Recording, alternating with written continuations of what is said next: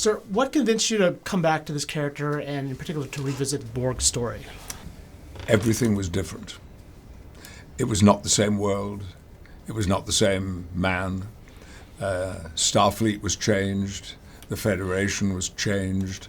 And the encounters that I was to have with other characters in the series was a transformation of where we had been before with Next Generation. And it was that, more than anything else, that convinced me that this was something that I must do. The first instinct that we had in coming up with who Picard would be dealing with was the Borg, because of his relationship to them, because he was Locutus, because he was always haunted by it, because he never really got over it. Patrick, in his infinite wisdom, did not want to repeat the things he had played already. So he didn't want to just do that again. And he was really resistant to doing the Borg for a long time, because he didn't just want to make them the bad guys you've seen, not only in the shows, but in the movies. And it ended up leading us to a new version of the Borg that you haven't seen. And it's not, oh, they're more advanced this time and they have new technology. It's actually about their vulnerabilities. And people forget that the Borg were assimilated species. You know, they used to be humans. They used to be aliens. There's a humanity, for lack of a better word, that was taken away from them. And there's a new perspective on the Borg from that point of view.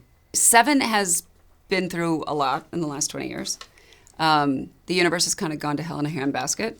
And she holds the Federation and Starfleet in at least some part responsible for that. So she's been working with a group of sort of freedom fighters called the Fenris Rangers, trying to bring a semblance of order to what's left.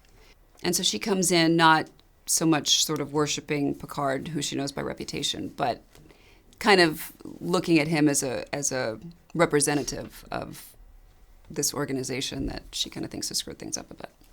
Okay. And Hugh has spent pretty much his life, his last, 20 years, in a way as a protector of those that have been disconnected from the collective. And he finds himself, again, in a very difficult world where he is a bit of having to be a bit of a politician just to keep things good and keep his people safe. So he's had to make a lot of compromises in order to do that. But has held on to that moral center that I think has always made the character really important to Star Trek. I think our trajectory is logical in that we became more and more human as time passed. So we've had, as human beings do, have experiences. I can't speak to the collective. You're seeing in a more sympathetic light. Sort of, you're seeing a different aspect of them, I think, in Picard, and that resonates with a lot of what we're seeing in society now. But no, you definitely do. You see them in a much more sympathetic light. Well, it's not the Federation that that people expect or have known. I think now there's been a fallout specifically from my character. I mean, he also it's people doubting, not trusting the institutions anymore, and kind of taking matters into their own hands. And it's become it's in a different place now, in a different space. So that is like you say, it's a big theme of the season for sure. I play Rafi, and she had a past working relationship with Picard after Next Generation. They had a bit of a falling out. I have a very challenging, complicated relationship with the Federation.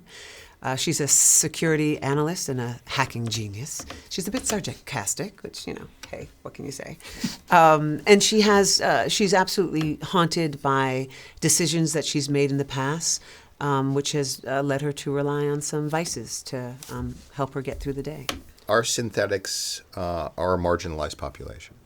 And I think Star Trek has always been able to speak to the segmenting of society, the alienation that people feel when perceiving those who they see as different. I think that is particularly acute today. And the synthetics allow us the opportunity to explore that question in a way that may sneak up on some audiences, or at least that's the hope.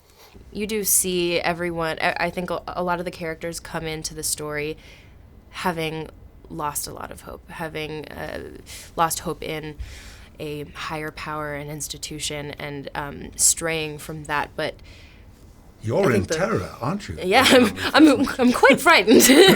But I think the whole point is finding hope through camaraderie and through people, which has always been a storyline for Star Trek, is trusting in your fellow man, and that is how you find hope again.